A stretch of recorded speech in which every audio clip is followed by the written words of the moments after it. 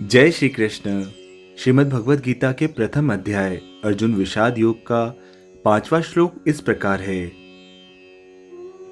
धृष्ट केतुश्चेकितान काशी राजश्च वीरवान पुरजित कुंती भोजश्च शेबश्च नरपुंगवः।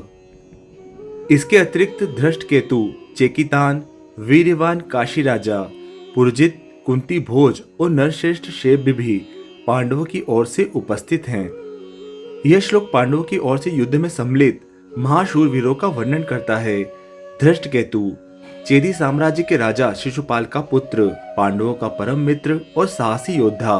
उसने युद्ध भूमि में वीरता दिखाई और द्रोणाचार्य के द्वारा मारा गया।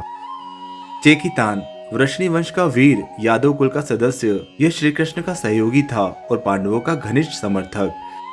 काशीराज काशी का नरेश, वाराणसी का शूरवीर राजा। यहाँ विशेषण वीरवान से इनके पराक्रम और अद्वितीय साहस का संकेत मिलता है।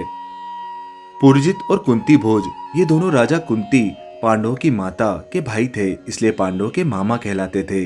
अपने भांजों की सहायता के लिए कुरुक्षेत्र युद्ध में सम्मिलित हुए। शेभ्य वृद्ध किंतु अत्यंत पराक्रमी राजा, इन्हें नरपुंगव पुरुषों में श्रेष्ठ कहा गया है। पांडवों के पक्ष में युद्ध करते हुए अपनी निष्ठा और साहस का प्रदर्शन किया।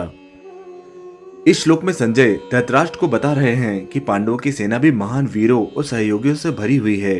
धृतराष्ट्र की चिंता थी कि उनके पुत्रों कौरवों के विरुद्ध पांडवों के पास कौन कौन से राजा खड़े हैं। संजय ने उत्तर दिया कि पांडवों की सेना में भी शूर, मित्र, परिजन और निष्ठावान योद्धा शामिल हैं। यह श्लोक केवल योद्धाओं की सूची नहीं है, बल्कि यह दर्शाता है कि जब धर्म की रक्षा का समय आता है तो मित्र, सगे संबंधी और सहधर्मी सब मिलकर एक साथ खड़े होते हैं। धर्म युद्ध में केवल अपना परिवार ही नहीं, बल्कि धर्मनिष्ठ राजाओं और वीरों का सहयोग भी मिलता है। इस प्रकार 5वें श्लोक का आशय यह है कि पांडवों की ओर से अनेक शक्तिशाली और धर्मनिष्ठ राजा युद्ध में सम्मिलित हुए, जो उनकी सेना को और भी बलवान बनाते हैं। गीता महत्व। गीता एक कालातीत मार्गदर्शक ग्रंथ है जो जीवन के हर पहलू पर गहरी अंतर्दृष्टि प्रदान करता है। जय श्री कृष्ण।